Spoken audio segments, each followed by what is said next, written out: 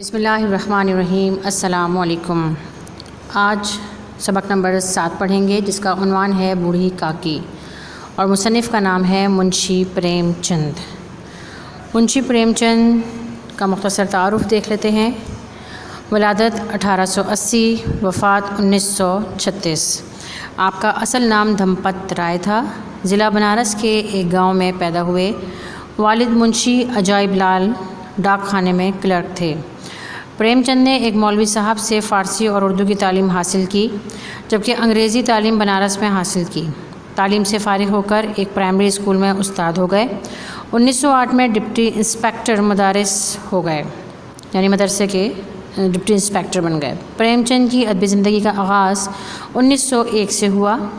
آپ نے منشی دیا نارائن نگم کے رسالے زمانہ میں مضامین لکھے، پھر افسانہ نگاری اور ناول نگاری کی طرف توجہ دی۔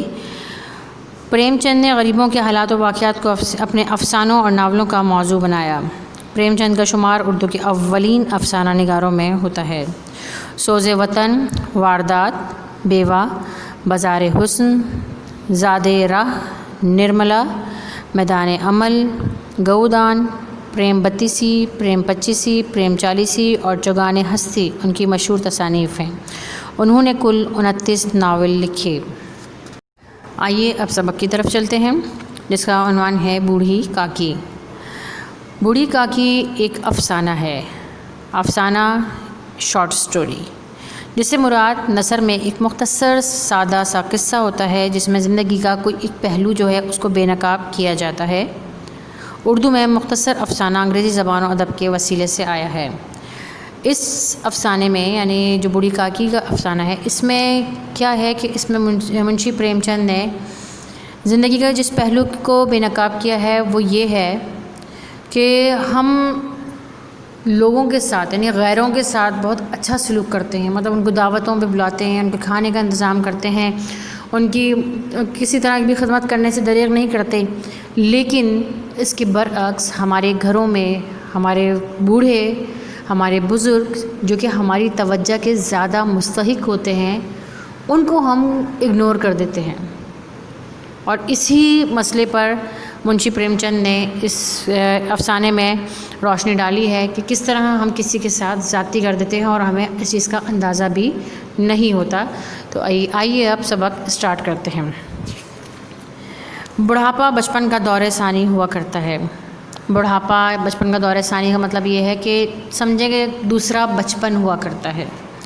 بوڑھی کاکی میں ذائقے کے سوا کوئی حس باقی نہ تھی۔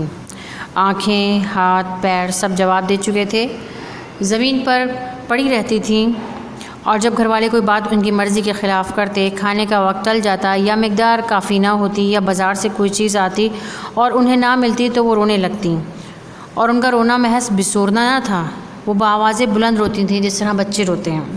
ان کے شوہر کو مرے ہوئے ایک زمانہ گزر گیا، 7 بیٹے جوان ہو کر داغ دے گئے، اور اب ایک بھتیجے کے سوا دنیا میں ان کا کوئی نہ تھا۔ اس بھتیجے کے نام انہوں نے ساری جائیداد لکھ دی تھی۔ ان حضرت نے لکھاتے وقت تو خوب لمبے چوڑے وعدے کیے، لیکن وہ وعدے صرف سبز باغ تھے۔ اس جائیداد کی سالانہ آمدنی 150-200 روپے سے کم نہ تھی، لیکن بوڑھی کاکی کو اب پیٹ بھر روکھا دانہ بھی مشکل سے ملتا۔ بدرام طبیعت کے نیک آدمی تھے، لیکن اسی وقت تک جب تک ان کی جیب پر کوئی آنچ نہ آئے۔ روپا طبیعت کی تیز تھی، لیکن ایشور سے ڈرتی تھی، اس لیے بوڑھی کاکی پر اس کی تیزی اتنی نہ کھلتی تھی جتنی بدرام کی نیکی۔ بدرام کو کبھی کبھی اپنی بے انصافی کا احساس ہوتا۔ وہ سوچتے کہ اس جائیداد کی بدولت میں اس وقت بھلا آدمی بنا بیٹھا ہوں، اور اگر زبانی تسکین یا تشفی سے صورتحال میں کچھ اصلاح ہو سکتی ہے تو انہیں مطلق دریغ نہ ہوتا، لیکن مزید خرچ کا خوف ان کو دبائے رکھتا۔ اب اس میں جو مشکل الفاظ ہیں آپ ان کو دیکھ لیں کہ تشفی ہوتا ہے سکون، تسکین یا سکون، ٹھیک ہے، اور مطلق دریغ یعنی ذرا بھی دریغ نہیں ہوتا۔